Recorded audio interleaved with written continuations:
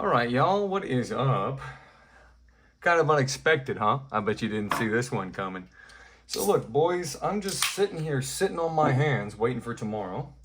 I've got a big, giant, cool thing coming down the pipe, which is we hit 50, and 50 was my first goal, and so cheers to that, guys. We've done it.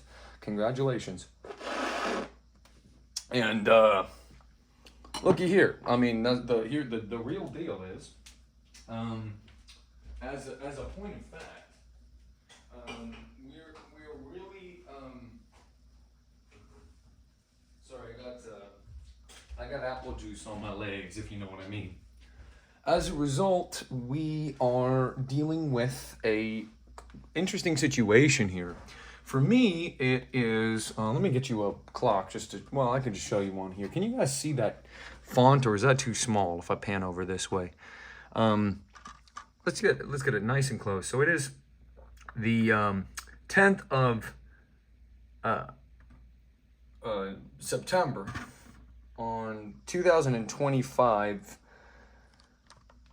Years since you know who, and here comes a cat. You guys want to see a cat real quick? There's a cat. Say hi, kitty. That's my friend, Kitty. So that's my friend Kitty. Her name is Lucifer. She's kind of funny looking, and so she'll be with us for the duration of the channel's lifespan. I can pretty much guarantee that. She's pretty young still, about 4 or 5. But anyway, I'm just sitting here all on my lonesome, watching my premiere of Batman Arkham City 7, episode 7.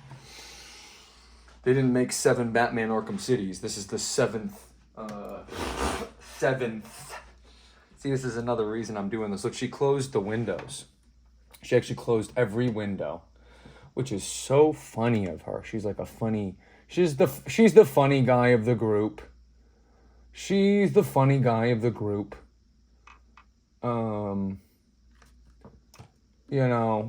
So anyways, guys, so I'm just sitting here all on my lonesome. Okay, you can't step on the keyboard, buddy. I'm gonna remove you from this situation. Here's the deal, guys. I'm sitting here all on my lonesome on the 10th, and we hit 50 subscribers. And what does that mean? Well, that means we got the ability to stream on YouTube. Now, I didn't know this, but we don't have all the functionality of what a streamer can do on this platform. And you're gonna ruin this recording, aren't you? For what reason are you gonna ruin the recording? And then she slow blinks at me. Anyway, if you're just joining me and you don't know who I am, I'm Red Shadow. You can call me RC. You can call me Red. You can call me Parp Scarp. You can call me Heat Trap. You can call me Heat Sinking Missile. You can call me Bubby. We got an interesting evening planned for you. So I'm just sitting here all on my own lonesome, and I'm thinking to myself, man, what am I supposed to do? I can't play any games. You know what I mean? Because I'm not going to play games without you guys present anymore. And so as a celebration and as an attempt to show you what might be possible for us, I'm going to read the first chapter of Cormac McCarthy's, we're off to a bad start. Cormac McCarthy's Blood Meridian, or The Evening Redness in the West.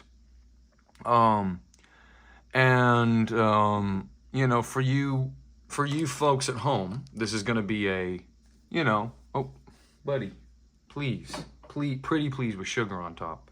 Don't ruin this for me, buddy. Anyhow, I think we can just start at this point. I don't need a humongous preamble. Why did I pick this book? I think it's really wonderful. I haven't read it since I was a kid. And this is sort of a test of my audiobook reading skills. So we're going to dim the lights and we're all going to relax together. And I'm going to attempt to read this in seriousness with no breaks or pauses in the reading of it. and you all are going to enjoy. That's your job. Your job is to just enjoy. So, you know.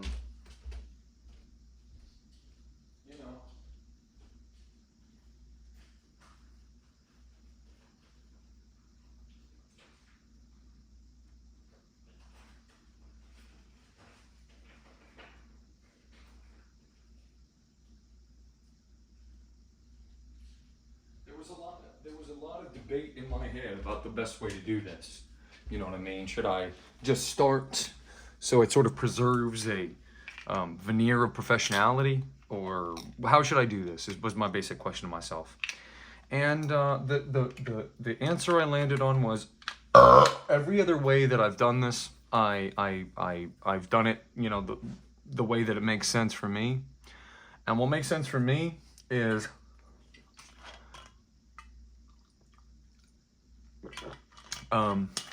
giving you guys the truth about the situation. I hope to all see you there tomorrow. It's going to be a short stream. I'm just going to basically test out like what it feels like to be on live. For you, you know, multitaskers, the video will be playing here for the duration of its length. And the screen right here is going to be where the book is, so you can follow along. Now, it'd be a little strange to just read it to myself like I did with the comic when I read the comic to you. But there's pictures with that. This is just text. So, without further ado, we're going to give this my best college try. I'm going to try to do it with no breaks and no... if there are breaks, it's going to be very short. So, I hope you enjoy this. If you do, you'll be seeing more of it. If you have any suggestions on how you'd like it to go, or the way you'd like it to be, anyone see that fly on the screen? Anyway, then you let me know if you'd like it done a different way. But this is Blood Meridian, or The Evening Redness in the West by Cormac McCarthy. Chapter 1, Childhood in Tennessee, runs away. New Orleans, fights, is shot, to Galveston, Nacogdoches. The Reverend Green, Judge Holden, an affray, Toadvine, burning of the hotel, escape. See the child. He is pale and thin. He wears a thin and ragged linen shirt. He stokes the scullery fire.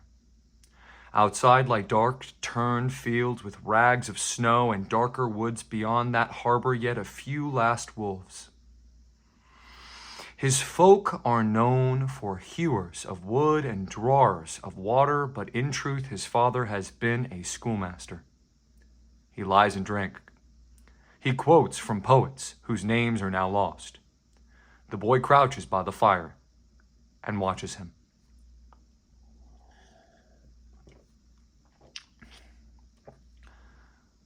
Night of your birth, 33. The Leonids, they were called. God, how the stars did fall. I looked for blackness, holes in the heavens, the dipper stove.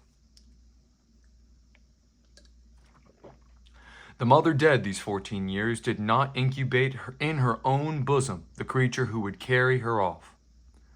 The father never speaks her name. The child does not know it.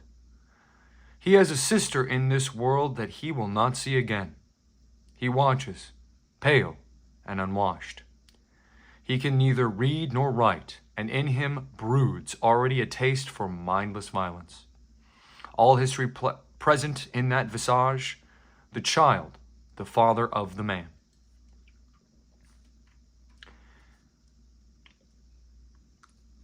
At 14, he runs away.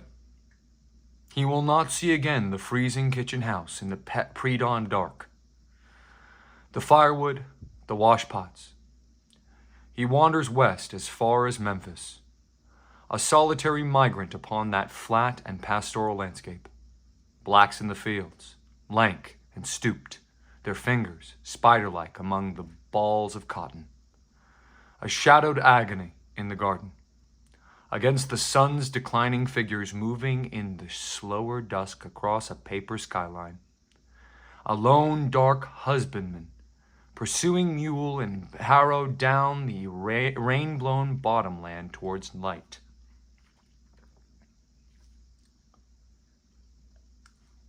A year later, he is in St. Louis. He is taken on for New Orleans aboard a flatboat. 42 days later on the river, a night the steamboats hoot and trudge past through the black waters, all alight like cities adrift. They break up the float and sell the lumber, and he walks in the streets and hears tongues he has not heard before. He lives in a room above a courtyard behind a tavern, and he comes down at night like some fairy book beast to fight with the sailors. He is not big, but he has big wrists, big hands. His shoulders are set close. The child's face is curiously untouched behind the scars, and the eyes oddly innocent. They fight with fists, with feet, with bottles or knives, all races, all breeds. Men whose speech sounds like the grunting of apes. Men from lands so far and queer that standing over them, where they lie bleeding in the mud, he feels mankind itself vindicated.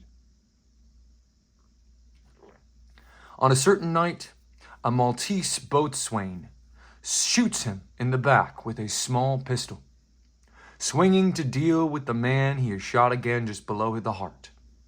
The man flees, and he leans against the bar with the blood running out of his shirt. The others look away. And after a while, he sits on the floor. He lies in a cot in the room upstairs for 2 weeks while the tavern keeper's wife attends him. She brings him meals. She carries out his slops. A hard-looking woman with a wiry body like a man's. By the time he is mended, he has no money to pay her, and he leaves in the night and sleeps on the riverbank until he can find a boat that will take him on. The boat is going to Texas. Only now is the child finally divested of all that he has been. His origins are become remote as his destiny, and not again in all the world's turning will there be terrain so wild and barbarous to try to whether the stuff of creation may be shaped to a man's will, or whether his own heart is not another kind of clay. The passengers are a different lot. They cage their eyes, and no man asks another what it is that brings him here. He sleeps on the deck, a pilgrim among others. He watches the dim shore rise and fall, gray seabirds gawking, flights of pelicans coast-wide above the gray swells. They disembark aboard a lighter, settlers with their chattels, all studying the low coastline, the thin bite of sand and scrub, pines swimming in the haze. Dang. He walks through the narrow streets of the port. The air smells of salt and news spawn lumber. At night, horrors call to him from the dark like souls in want. A week and he is on the move again, a few dollars in his purse that he's earned. Walking the sand roads of the southern night alone, his hands balled in the cotton pockets of his cheap coat. Earthen causeways across the marshland. Egrets in their rookeries, white as candles among the moss. The wind has a raw edge to it, and leaves lope by the roadside and skelter on in the night fields. He moves north through small settlements and farms, working for day wages and found. He sees a parricide hanged in the crossroads hamlet, and the man's friends run forward and pull his legs, and he hangs dead from his rope while urine darkens his trousers. He works in a sawmill. He works in a diphtheria pest house. He takes as pay from a farmer an aged mule, and aback this animal, in the spring of the year 1849, he rides up through the latter-day republic of Fredonia into the town of Nacogdoches. The Reverend Green had been playing to a full house daily as long as the rain had been falling, and the rain had been falling for 2 weeks. When the kid ducked into the ratty canvas tent, there was standing room along the walls, a place or two, and such a heady reek of the wet and bathless that they themselves would sally forth into the downpour now and again for fresh air before the rain drove them in again. He stood with others of his kind along the back wall. The only thing that might have distinguished him in that crowd was that he was not armed. "Neighbors," said the Reverend, "he couldn't stay out of these here hell holes right here in Nacogdoches." I said to him, "You gonna take the Son of God in there with you?" And he said, "Oh, no, I ain't." And I said, "Don't you know that he said, 'I will follow ye always, even unto the end of the road'?" "Well," he said, "I ain't asking nobody to go nowheres." And I said, "Neighbor, you don't need to ask. He's a-going there to be with ye every step of the way, whether you ask or whether you don't." I said, "Neighbor, you can't get shed of him. Now, are you going to drag him into the hellhole yonder? You ever see such a place for rain?" The kid had been watching the Reverend. He turned to the man who spoke. He wore long mustaches after the fashion of teamsters, and he wore a wide brim hat with a low round crown. He was slightly wall-eyed, and he was watching the kid earnestly as if he'd know his opinion about the rain. "I just got here," said the kid. "Well, it beats all I ever seen." The kid nodded. An enormous man, dressed in an oilcloth slicker, had entered the tent and removed his hat. He was bald as a stone, and he had no trace of beard, and he had no brows to his eyes, nor lashes to them. He was close on to 7 feet in height, and he stood smoking a cigar even in this nomadic house of God, and he seemed to have removed his hat only to chase the rain from it, for now he put it on again.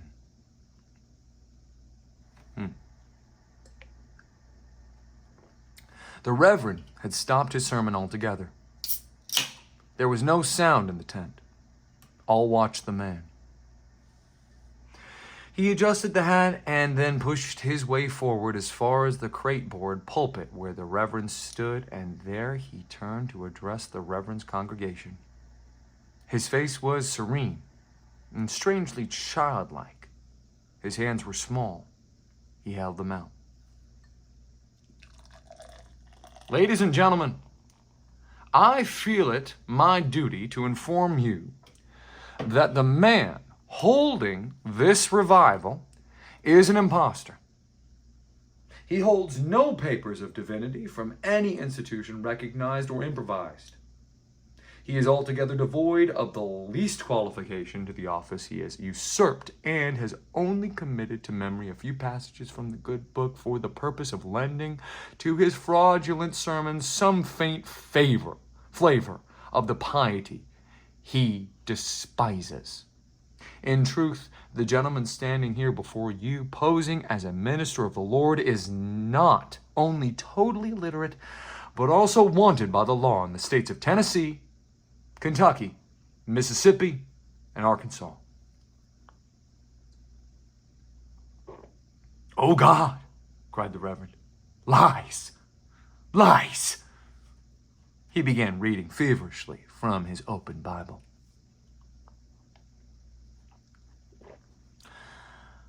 On a variety of charges, the most recent of which involved a girl of 11 years, said 11 Ho had come to him in trust, and whom he was surprised in the act of violating while actually clothed in the livery of his God. A moan swept through the crowd. A lady sank to her knees. "This is him," cried the Reverend, sobbing. This is him, the devil. Here he stands. Let's hang the turd, called an ugly thug from the gallery to the rear. Not 3 weeks before this, he was run out of Fort Smith, Arkansas for having Congress with a goat. Yes, lady, that is what I said, goat. Why, damn my eyes if I won't shoot the son of a bitch, said a man rising at the far side of the tent. And drawing a pistol from his boot, he leveled it and fired. Ooh. The young teamster instantly produced a knife from his cloth thing and unseamed the tent and stepped outside into the rain. The kid followed. They ducked low and ran across the mud across the hotel. Already gunfire was general within the tent, and a dozen exits had been hacked through the canvas walls, and people were pouring out, women screaming, folk stumbling, folk trampled underfoot in the mud. The kid and his friend reached the hotel gallery and wiped the water from their eyes and turned to watch. As they did so, the tent began to sway and buckle like a huge and wounded Medusa. It slowly settled to the ground, trailing tattered canvas walls and ratty guy ropes over the ground.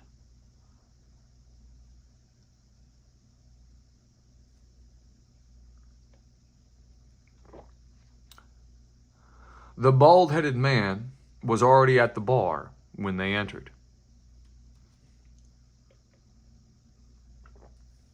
On the polished wood before him were 2 hats and a double handful of coins. He raised his glass, but not to them. He stood up to the bar and ordered whiskeys. And the kid laid his money down, but the barman pushed it back with his thumb and nodded. "These here is on the judge," he said. They drank. The teamster set his glass down and looked at the kid, or he seemed to. You couldn't be sure of his gaze. The kid looked down at the bar to where the judge stood. The bar was that tall, not every man could even get his elbows up to it, but it came just to the judge's waist as he stood with his hands placed flatwise on the wood, leaning slightly, as if about to give another address. But by now men were piling through the doorway, bleeding, covered in mud, cursing. They gathered about the judge. A posse was being drawn to pursue the preacher. "Judge, how did you come to have the goods on that no account?" "Goods?" said the judge.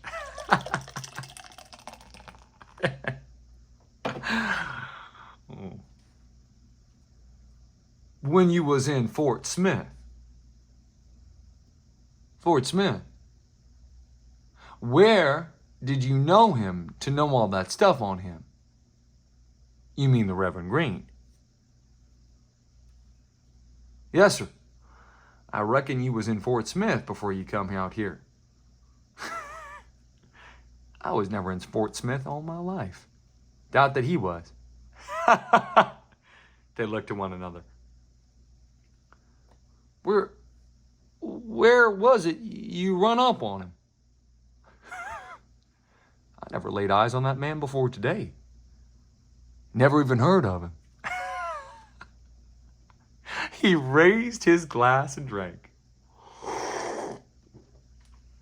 There was a strange silence in the room. The men looked like mud effigies. Finally, someone began to laugh. Then another. Soon, they were all laughing together. Someone bought the judge a drink. It had been raining for 16 days when he met Toadvine, and it was raining yet. He was still standing in the same saloon, and he had drunk up all his money save $2. The teamster had gone. The room was all but empty. The door stood open, and you could see the rain falling in the empty lot behind the hotel. He drained his glass and went out. There were boards laid across the mud, and he followed the paling band of doorlight down toward the batboard jakes at the bottom of the lot. Another man was coming up from the jakes, and they met halfway on the narrow planks. The man before him swayed slightly. His wet hat brim fell to his shoulders, save in the front where it was pinned back. He held the bottle loosely in one hand. "You better get out of my way," he said. The kid wasn't going to do that, and he saw no use in discussing it. He kicked the man in the jaw. The man went down and got up again. He said, "I'm going to kill you."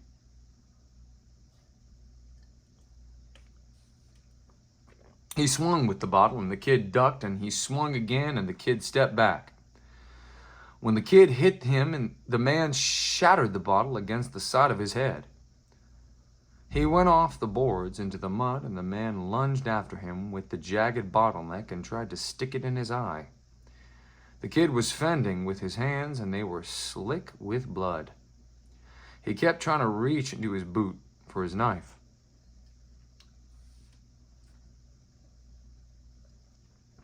"Kill your ass," the man said. They slogged about in the dark of the lot, coming out of their boots. The kid had his knife now, and they circled crowdwise, and when the man lurched at him, he cut the man's shirt open. The man threw down the bottleneck and unsheathed an immense Bowie knife, from behind his neck. His hat had come off, and his black and ropey locks swung about his head, and he had codified his threats to the one word kill like a crazed chant. "That's him cut," said one of the several men standing along the walkway watching. "Kill, kill," slobbered the man waiting forward. But someone else was coming down the lot. Great, steady, sucking sound like a cow. He was carrying a huge chalet. Chalet. He reached the kid first, and when he swung with the club, the kid went face down in the mud. He'd have died if someone wasn't turned him over.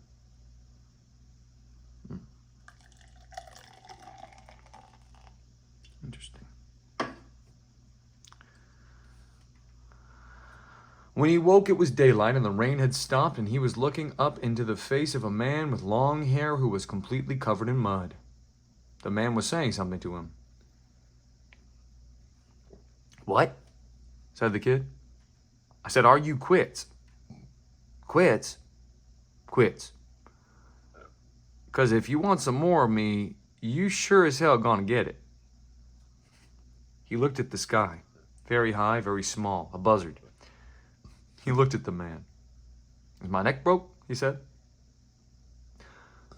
The man looked out over the lot and spat and looked at the boy again. "Can you not get up?" "I don't know. I ain't tired. I never meant to break your neck." "Nope. I meant to kill you." "There ain't nobody done it yet." He clawed at the mud and pushed himself up. The man was sitting on the planks with his boots alongside him. "There ain't nothing wrong with you," he said. The kid looked about stiffly at the day. "Where's my boots?" he said. The man squinted at him. Flakes of dried mud fell from his face. "I'm gonna have to kill some son of a bitch if they have my boots. Yonder looks like one of them." The kid labored off through the mud and fetched up one boot. He slogged about in the yard, feeling likely lumps of mud. "This your knife?" he said. The man squinted at him. "Looks like it," he said. The kid pitched it to him, and he bent and picked it up and wiped the huge blade on his trouser leg. "Thought somebody done stole you," he said to the knife. The kid found his other boot and came and sat on the boards. His hands were huge with mud, and he wiped one of them briefly at his knee and let it fall again. They sat there side by side, looking out across the barren lot. There was a picket fence at the edge of the lot, and beyond the fence a boy was drawing water from at a well, and there were chickens in the yard there. A man came from the dram shop door down the walk toward the outhouse. He stopped where they sat and looked at them and then stepped off into the mud. After a while, he came back and stepped off into the mud again and went around and on up the walk. The kid looked at the man. His head was strangely narrow, and his hair was plastered up with the mud in a bizarre and primitive coiffure.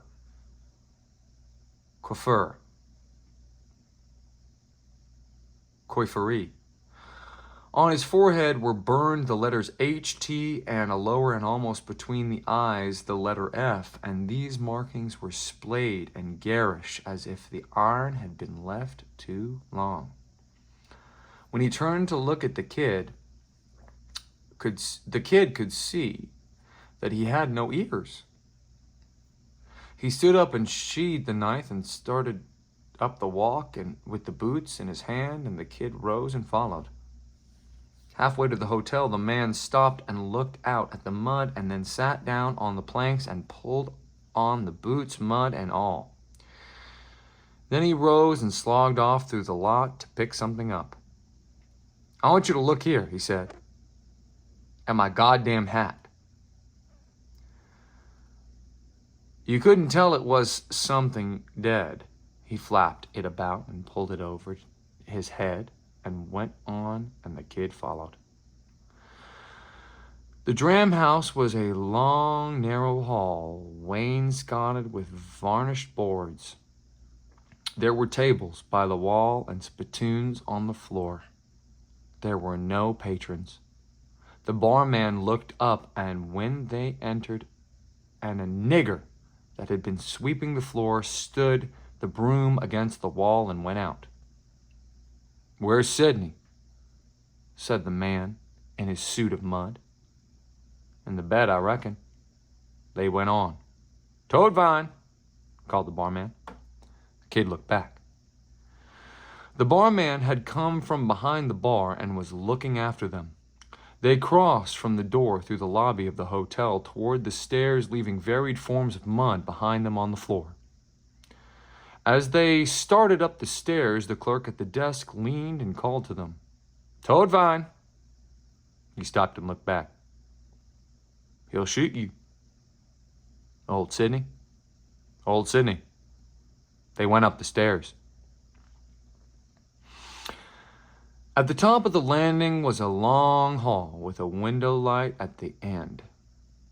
There were varnished doors down the hall, set so close they might have been closets. Toadvine went on until he came to the end of the hall.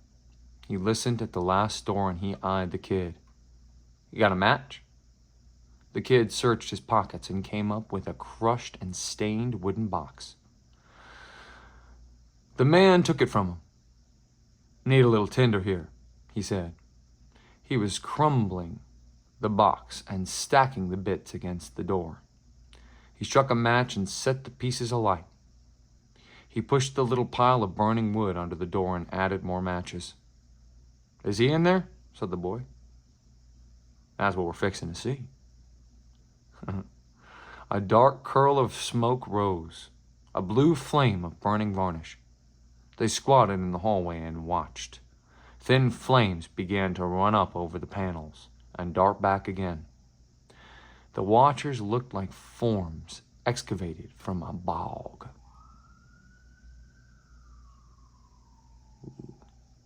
"Tap on the door now," said Toadvine. The kid rose. Toadvine stood up and waited. They could hear the flames crackling inside the room. The kid tapped. You better tap louder than that. This man drinks some. He balled his fist and lambasted the door about 5 times. Hellfire, said a voice. Here he comes. They waited. You hot son of a bitch, said the voice. Then the knob turned and the door opened. He stood in his underwear holding in one hand the towel he'd used to turn the doorknob with. When he saw them, he turned and started back into the room, but Toadvine seized him about the neck and rode him to the floor and held him by the hair and began to pry out an eyeball with his thumb. The man grabbed his wrist and bit it. Kick his mouth in, called Toadvine. Kick it.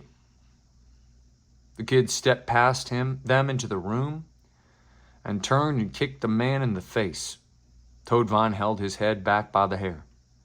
Kick him, he called. Oh, kick him, honey. Well, he kicked. Toadvine pulled the bloody head around and looked at it and let it flop to the floor, and he rose and kicked the man himself. 2 spectators were standing in the hallway. The door was completely afire, and part of the wall and ceiling. They went out and down the hall. The clerk was coming up the steps, 2 at a time. Toadvine, you son of a bitch, he said. Toadvine was 4 steps above him, and when he kicked him, he caught him in the throat. The clerk sat down on the stairs. When the kid came past, he hit him in the side of the head, and the clerk slumped over and began to slide toward the landing. The kid stepped over him and went down to the lobby and crossed to the front door and out. Toadvine was running down the street, waving his fists above his head crazily and laughing. He stood like a great clay voodoo doll, made animate, and the kid looked like another. Behind them, flames were licking at the top corner of the hotel, and clouds of dark smoke rose into the warm Texas morning. He'd left the mule with a Mexican family that boarded animals at the edge of town, and he arrived there wild-looking and out of breath. The woman opened the door and looked at him. Need to get my mule, he wheezed. She looked at him some more. Then she called toward the back of the house. He walked around. There were horses tethered in the lot, and there was a flatbed wagon against the fence with some wild turkeys sitting on the edge looking out. The old lady had come to the back door. Nito, she called. Venga, hay un calabero aquí. Venga. He went down the shed to the tack room and got his wretched saddle and his blanket roll and brought them back. He found the mule and unstalled it and bridled it with the rawhide hackamore and led it to the fence. He leaned against the animal with his shoulder and got the saddle over it and got it cinched. The mule, starting and shying and running its head along the fence. He led it across the lot. The mule kept shaking its head sideways as if it had something in its ear. He led it out to the road. As he passed the house, the woman came padding out after him. When she saw him put his foot in the stirrup, she began to run. He swung up into the broken saddle and chucked the mule forward. She stopped at the gate and watched him go. He didn't look back. When he passed back through the town, the hotel was burning and men were standing around watching it, some holding empty buckets. A few men sat horseback watching the flames, and one of these was the judge.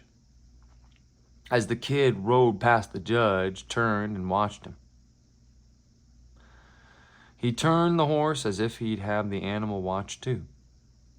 When the kid looked back, the judge smiled. The kid touched up the mule, and they went sucking out past the old stone fort along the road west.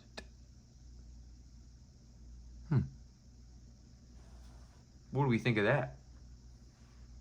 Kind of cool. I know what my favorite part was. My favorite part was just lying about the preacher. Nothing more to say than that.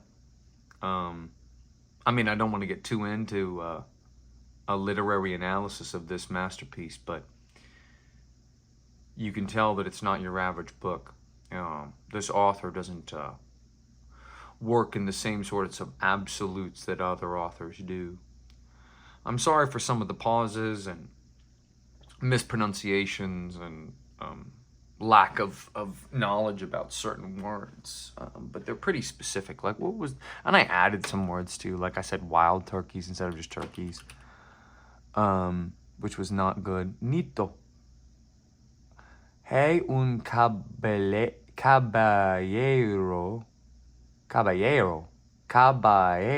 I don't know Spanish, sorry. Aquí.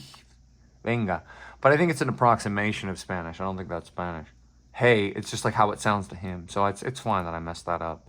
Plus, it's not nice, McCarthy, to put that up in a situation like this.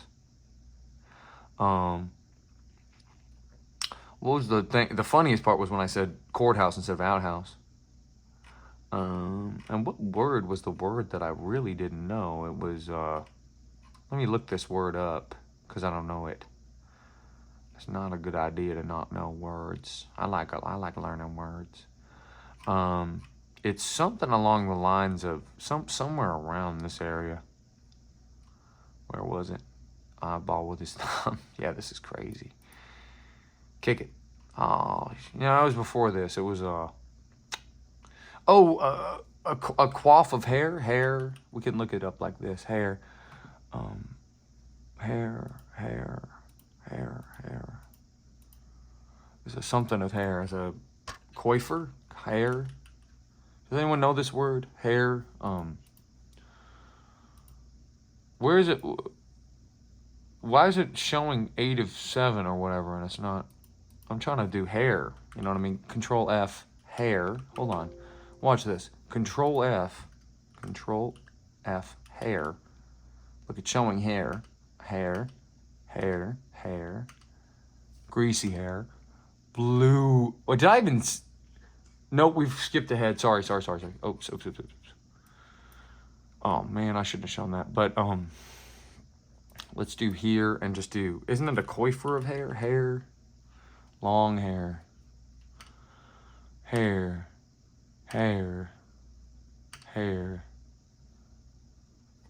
We've already passed it. Sorry. What is that word? Coifer? Let's try to find it. Coifer. What is this word? A bizarre and primitive coifer. We'll learn this word together. Coifer. How do you say this? Or what does it mean? Coifer. It's the only word I didn't really know. It's the only word in the... We discovered a problem, boys. If I'm going to look up these words, I have to do it in a different search engine, because when you look up words on Firefox private browsing, it says, searching results for your area. It's like, dude, wow. It's just like, dude, wow. Hold on, let's look up all the words that we need to know from this first word, from this first chapter. Scullery, I know. But we'll look it up just to refresh our memory. Scullery. What's coming up when I do type this? S. Scullery. Let's find out. A room in a house traditionally used for washing up dishes? The scullery fire. Scullery is a room traditionally used for washing up dishes and laundering clothes. Hewers of wood. I mean, we can derive what that means based on what the context is. We know a hewer meaning. Hewer cuts wood. A hewer.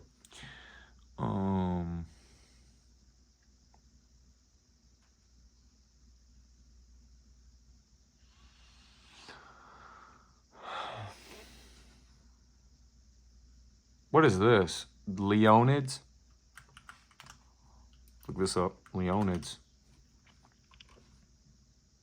Annual meteor shower. I mean, how do you say it? Leonids. Scullery, I can say right now. Coiffure. I think that's how you say it. Coiffure. Pronunciation. What's wrong with me? Who knew?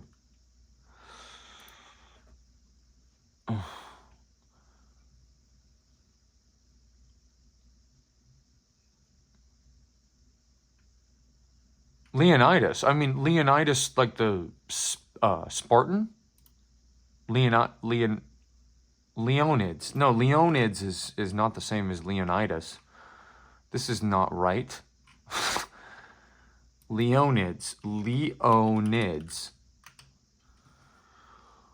Leonids. Is it gonna come up with Leonids? Leonids. Leonids. The Leonids, they were called. Okay? And it tells you what they are. Like what was in the sky when you were born. Oh, that's all fine. Yep. Yep. That's fine. Yep. Is there any other words I forgot? Leonids. And then what was coiffure? Can I spell it again? Coiffure. No, it's a French word. It's saying French, meaning coiffure. Coiffeur. Coiffeur. A hairdresser. No. What is it again? Coiffure. Coiffure. It's a male hairdresser? No. It's a different word. It's like coiffure. Coiffure. Coiffure. Coiffure. Coiffure. Okay. It's pretty much the only word I didn't 100% know. I think. Goat. What is with these weird Chinese or whatever characters, man? That's what you get for looking up Blood Meridian PDF. I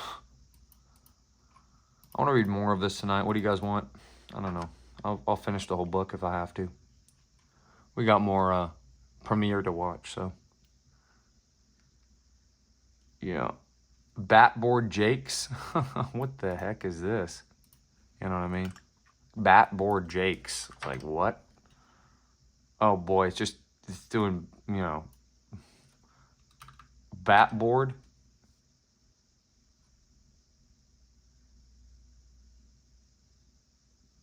What does batboard mean?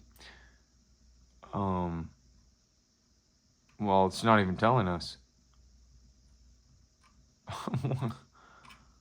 What's a batboard? David, Mark, Libby. Can we see batboard meaning? Batboard meaning.